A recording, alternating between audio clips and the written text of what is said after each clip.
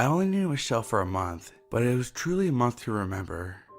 I first met her when she was carving out a high school bully's eye with a butter knife, and we were more or less inseparable after that.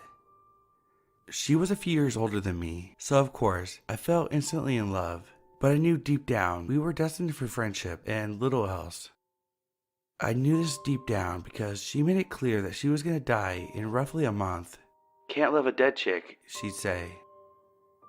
At first, I just thought it was a clever way of avoiding the awkwardness of turning me down, but at some point, I came close to believing her.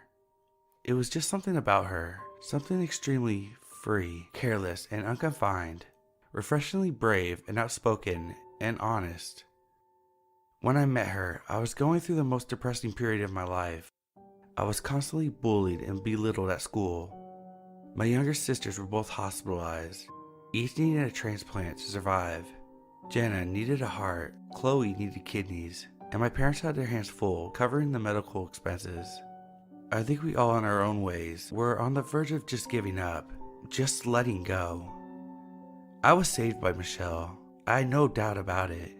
If she hadn't shown up when Brett was beating the shit out of me, I would have killed myself that day. I was just so sick of it. Sick of the beating. Sick of the abuse. Sick of being alone. But Michelle came out of nowhere, threw him into the wall, kicked his nose halfway up his brain, and proceeded to dig his eye out with the aforementioned cutlery. He never touched me again. You'd think she would get into trouble after doing something like that, but it was never reported. Brett claimed it was an accident, that he had crashed his moped. I think he feared that Michelle would kill him if he said otherwise. I, for one, had no doubt she would have. That was just who she was. Michelle never went to school. She said it was because she knew she was gonna die. Why bother with bullshit like school then?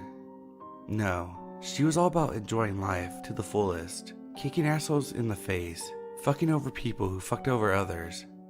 She wanted to leave this world a better place than she found it, and by her logic, this was done exclusively by ridding it of shitbags, one way or another. "How do you know you're gonna die?" I asked her once. "My parents tell me every day, and they are good for their word."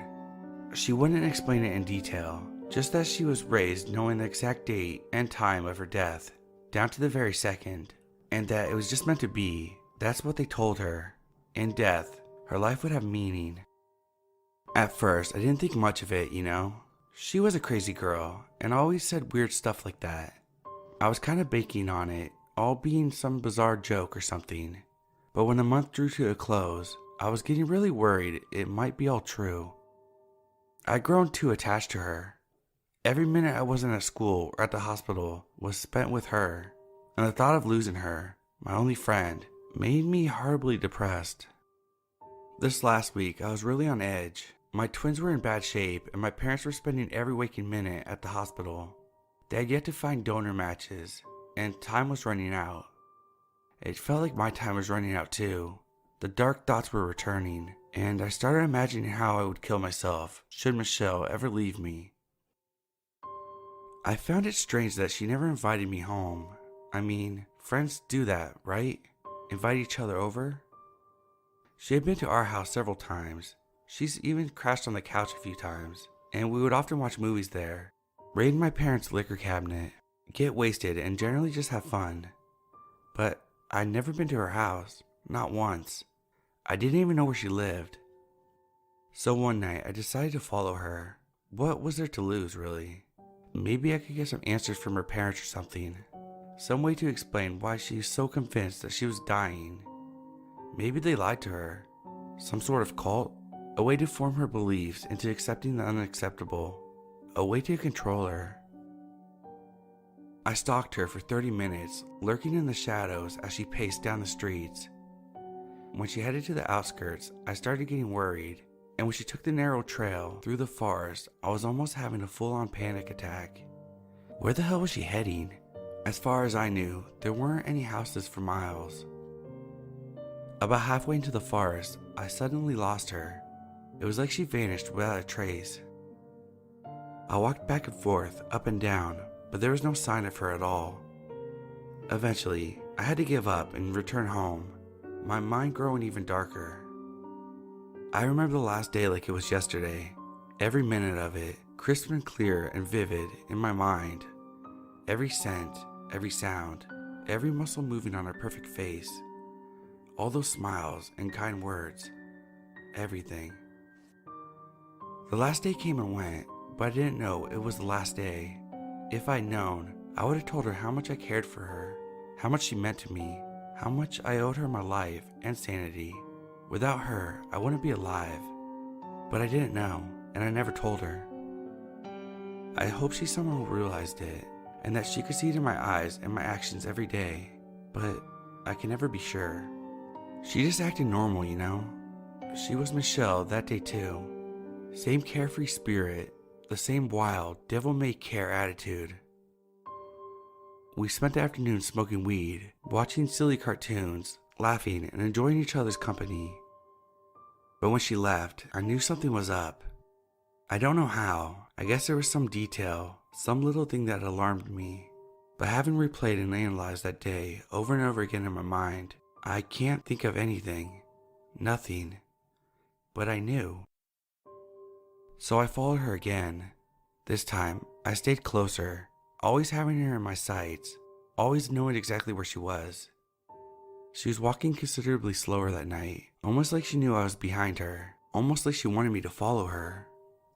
The air was cold and crisp, and whenever autumn draws close, I can step outside, take a deep breath, and relive the exact moment when she suddenly turned on her heels to face me.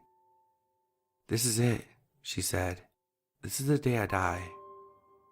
She walked over to me and handed me an envelope. It was light, but there was definitely something in it. A letter, perhaps. "You will need this." She stroked my hair gently. "When the time comes, you'll know what to do with it." "I don't understand," I said. "Please, let's just leave. Let's just get out of here." She smiled and kissed me on the cheek.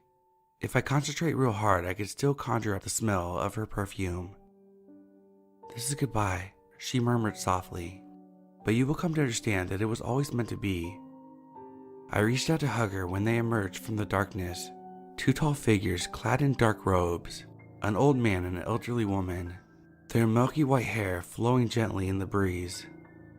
They had this solemn expression on their face, the kind you see at funerals, an expression of acceptance to sorrow and despair, because it's just a part of life. Michelle pushed me away forcefully, and by the time I regained my balance, it was already too late. Her throat had been slit from either side of her neck, a perfect cross, left to right, right to left. Blood was squirting out, coloring the dull brown of the roadside a deep shade of crimson. The robed couple swiftly stepped back into the shadows, leaving me desperately clutching the lifeless body of Michelle, screaming my lungs out, wailing like an animal into the cold night. The paramedics came out later. I have no idea who called them. She had no ID on her, so they asked a bunch of questions. I didn't know the answers to any of them. She was Michelle, that's all I knew. Her name was Michelle, she was my friend, and she was the best person I've ever met.